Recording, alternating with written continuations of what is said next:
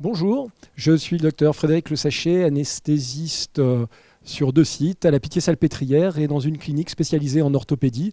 Et j'ai cette année la charge de vous présenter les techniques anesthésiques pour la prise en charge de la chirurgie orthopédique de la main.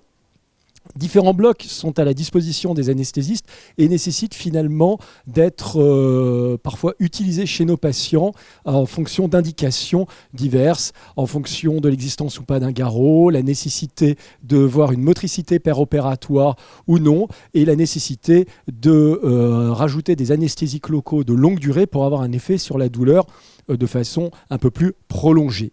Différentes techniques qui existent actuellement sont le bloc axillaire qui a été défini comme le gold standard de l'anesthésie loco-régionale pour la main. C'était une anesthésie qui permettra un bloc moteur complet, la mise en place d'un garrot sans douleur et d'opérer quasiment tous nos patients. Maintenant, est-ce qu'une technique d'anesthésie dite gold standard doit être faite pour tous les patients? Est-ce que tous doivent avoir la même anesthésie? La réponse est très clairement non. Il existe donc d'autres formes d'anesthésie au niveau du membre supérieur pour prendre en charge nos patients. Les blocs tronculaires distaux, qui sont des blocs réalisés à l'avant-bras, qui vont concerner le nerf ulnaire, le nerf médian et le nerf radial. Ces 3 nerfs, une fois anesthésiés, vont permettre de réaliser la chirurgie de la main sans avoir de bloc moteur, ce qui peut avoir un intérêt pour certaines chirurgies. Réglage de ligaments pour réparer des tendons, des choses relativement fréquentes. Ces blocs tronculaires distaux ont comme difficulté de réfléchir sur le positionnement du garrot. Si le garrot est mis sur une zone non anesthésiée, ce garrot peut être ressenti comme étant désagréable, comme un désagrément pour nos patients. Lorsque le garrot est mis en zone anesthésiée, il peut générer des difficultés pour l'équipe chirurgicale. Si maintenant nous nous intéressons à un 3e type de bloc, encore plus distal, le bloc pour les doigts, les blocs commissuraux, les blocs intratécaux, ces blocs ont un énorme avantage. Ils permettent la chirurgie des doigts sans difficulté.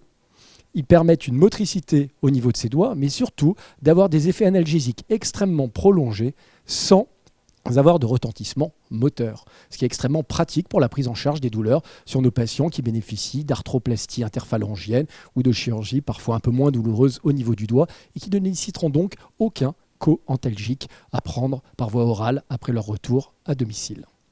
La dernière technique d'anesthésie sur laquelle je vais insister aujourd'hui, c'est la technique dite de Walland. Cette technique qui est apparue dans les années 80 au Canada, développée par des chirurgiens et qui consiste à venir infiltrer avec des anesthésiques locaux associés à de l'adrénaline, j'ai bien dit de l'adrénaline dans la main, à venir administrer ces anesthésiques locaux au contact du site opératoire. Les chirurgiens l'ont fait pendant de nombreuses années. 90% de la chirurgie du canal carpien à ciel ouvert est réalisée de cette manière au Canada. Alors, est-ce que cette technique est une technique d'anesthésie et faut-il se l'approprier? Ma réponse est oui. Il faut faire de la Walland, mais selon un style français, c'est-à-dire par un anesthésiste, avec un éco-guidage pour repérer les structures d'intérêt. Quand vous allez anesthésier la zone d'un kyste, vous pouvez visualiser le tour complet du kyste, l'aiguille, diffuser le produit tout autour de ce kyste. Quand vous allez faire un doigt à ressaut, vous allez pouvoir mettre de faibles quantités d'anesthésiques locaux avec de l'adrénaline sur le site opératoire en visualisant les structures de proximité, vaisseaux, petits nerfs, pour éviter de venir les léser. Donc oui, par éco-guidage.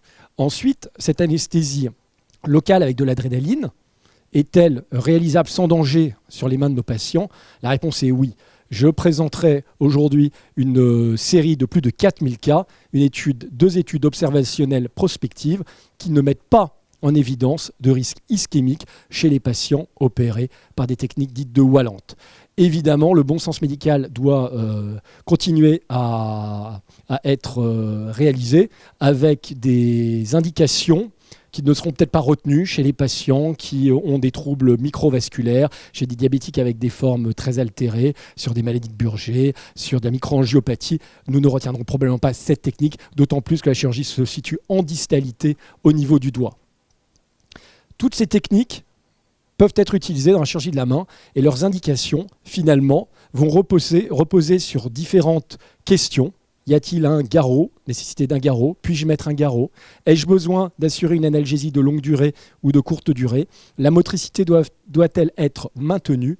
ou ai-je nécessité à avoir une akinésie complète du membre? Une fois que nous aurons répondu à ces 3 questions, finalement, nous pouvons choisir parmi ces techniques et dans certains cas, les associer. Par exemple, un bloc tronculaire distal de longue durée pour jouer sur la douleur, et pour éviter d'avoir à mettre un garrot dans une zone non anesthésiée, on y associera une infiltration de type poilante avec de la lidocaïne adrénalisée qui aura cet effet vasoconstricteur permettant l'opération sans avoir de saignement perturbant la vision chirurgicale. Je vous remercie pour votre attention et espère vous retrouver sur la conférence.